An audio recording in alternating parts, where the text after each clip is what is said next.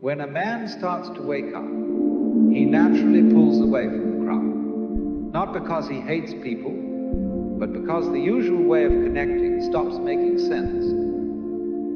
Most conversations revolve around status, gossip, or complaints. And once he begins to see through that, it gets harder to engage. He's not bitter. He's not isolating himself out of pride. He's just stopped chasing what others are still chasing. He starts to notice the performance in everyday interaction, the need to be liked, to belong, to say the right thing. And without making a big deal about it, he quietly steps back. People might still wave. They might still offer small talk, but the connection is no longer there because it was never real to begin with. He didn't cut ties, he didn't burn bridges. He simply stopped pretending. And when he does that, distance happens on its own. This is the beginning of solitude, not loneliness, just space between who he used to be and who he's becoming. He starts to see clearly what holds people together isn't real. It's not depth, it's not truth. It's habit, comfort, and shared illusions. People bond over complaining about their jobs, over chasing status, over defending ideas they've never truly questioned. He used to do the same. He used to think that was connection. But now it feels more like noise. He notices how often people speak just to avoid silence. How much energy goes into keeping up appearances. The constant need for validation, for agreement, for reassurance. And once he no longer needs those things himself, he sees how dependent others are on them. How relationships often survive not because of honesty, but because everyone agrees to keep the story going. He understands why people hold on to what feels familiar. He still cares. He still listens, but he no longer plays along. That shift, subtle as it is, creates distance all on its own. From the outside, he might seem the same. He still shows up. He's still polite. He hasn't disappeared completely. But something fundamental has shifted, and the people around him can feel it, even if they can't name it. They sense that he's no longer trying to impress anyone, that he's not looking for approval, that he's not playing the social game anymore. Some find it admirable, others find it unsettling, because he's no longer easy to read, because he's not performing for anyone. He doesn't flatter, doesn't compete, doesn't entertain, and that makes him hard to place.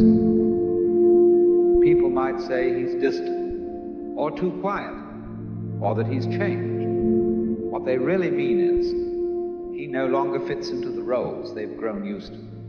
They liked him better when he reflected their values. Now, he reflects something else, something still, grounded, and not dependent on being liked. People see him, but they don't really know him, because knowing him now would require them to see what he sees, and most people aren't ready for that. He once believed that staying connected meant staying involved, showing up, participating in conversations, maintaining appearances. But with time, that definition changed.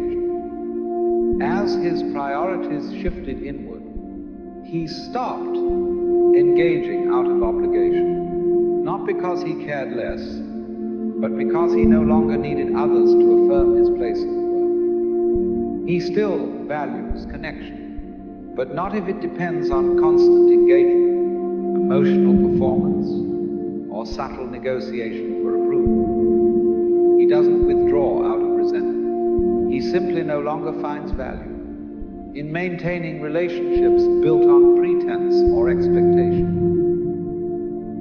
To those accustomed to transactional connection, his presence can feel distant. But in truth, he's simply not playing the same role anymore. He no longer speaks just to keep the peace. He no longer sees himself through other people's eyes. What emerges in that space is not loneliness, but clarity. A calm independence that allows him to remain rooted even when others come and go. He's become honest, and from that honesty, a deeper kind of freedom begins to take shape. From the outside, solitude is often misunderstood. To most people, being alone signals a lack of friends, of purpose, of belonging. But for a man who has begun to see clearly, solitude becomes something else entirely. He no longer fills his time with distraction, just to avoid being alone with himself. He no longer seeks out constant company, to escape discomfort. He's learned to sit in silence without needing it to end. What others describe as loneliness is often just unfamiliar stillness. They equate the absence of noise with emptiness. He's realized that most of what fills a typical day, talks, tasks, and duties, is just noise pretending to be important. In solitude, he sees himself without distortion. There's no one to impress, no image to maintain, and that clarity, while uncomfortable at first, becomes a source of strength. He doesn't avoid people, but he also no longer depends on them to feel complete. This shift usually confuses others. They assume he must be withdrawn, disconnected, or even arrogant. But in truth, he's simply content with his own presence. He has faced the silence most people run from, and discovered it wasn't silence at all. It was peace. As he grows more inwardly stable, he becomes less predictable to others. Not by intent, but by the simple fact that he no longer participates in the subtle exchanges that define most social interaction. He does not mirror emotions to gain approval. He does not offer reassurance when it would mean denying what he sees. To those still dependent on external validation, this creates discomfort. They may interpret his neutrality as arrogance, his silence as judgment, his detachment as disinterest. In reality, he is none of those things. He's simply no longer invested in managing perception. Much of what people call connection is actually a performance, a mutual agreement to keep certain illusions intact.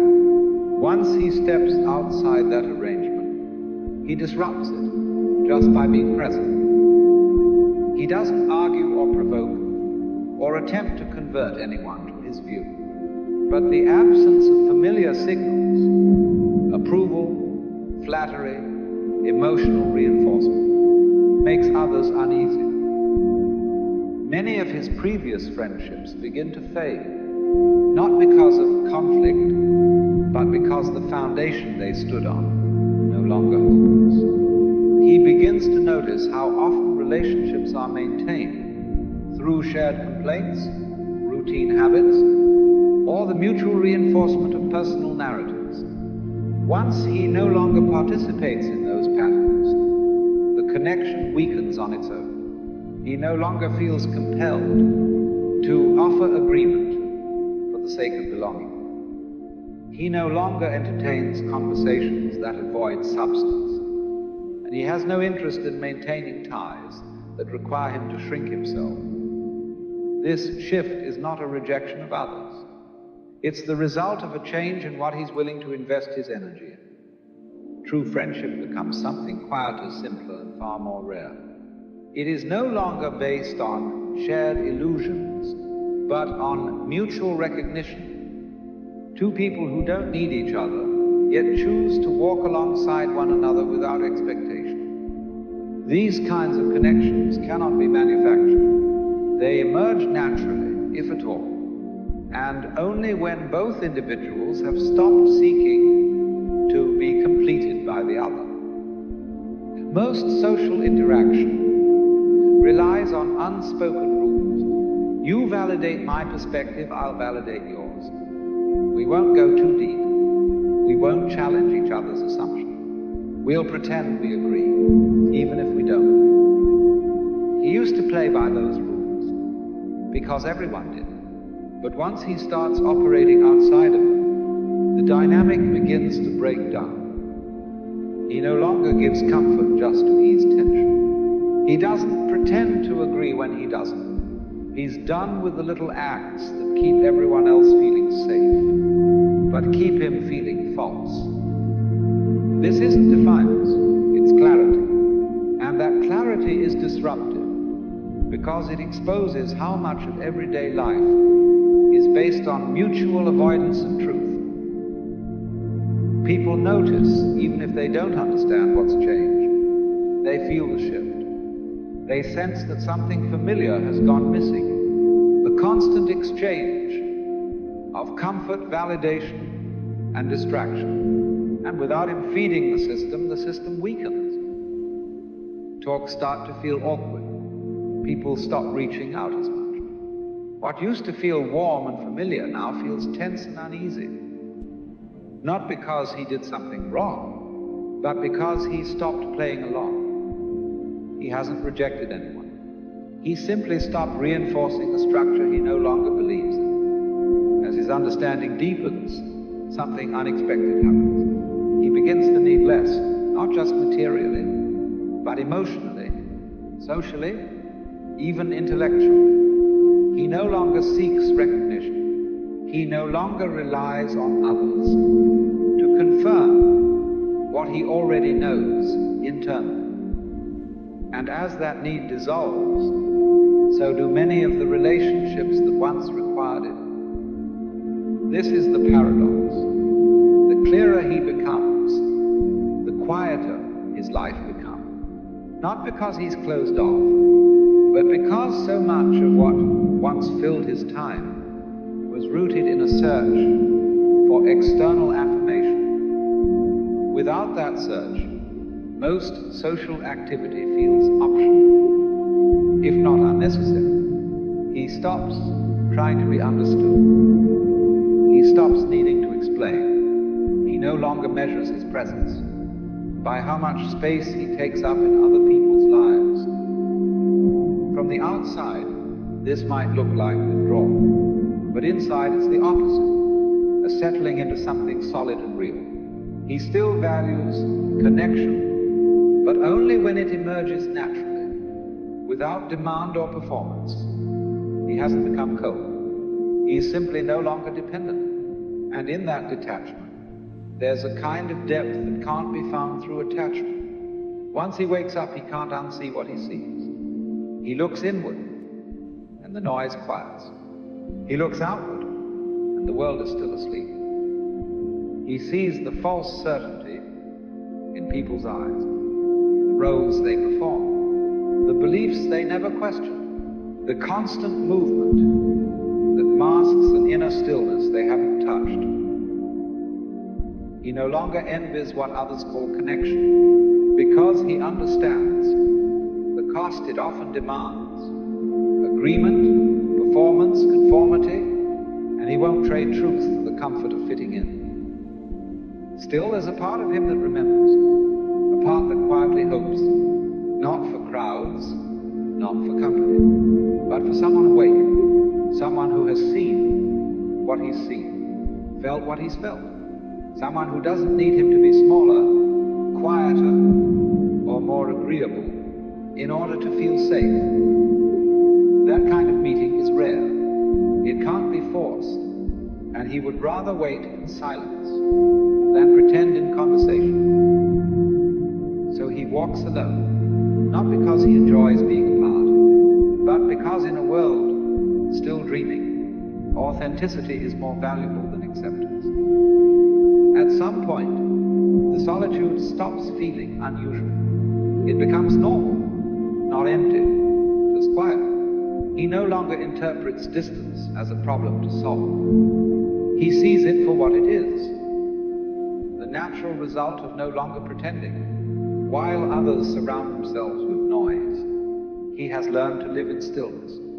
While many chase attention, he moves without asking to be seen. People often assume he must feel lonely, as if company, any company, is always better than walking alone. But they confuse isolation with absence. He is not absent. He is simply no longer performing. He has come to prefer the space that honesty creates over the closeness that illusion demands. This is the final shift. He doesn't need the world to wake up for him to feel hope. He doesn't need agreement to feel clear. And he doesn't need validation to know who he is. He walks alone, yes, but not as an outsider, as a man at peace with the cost of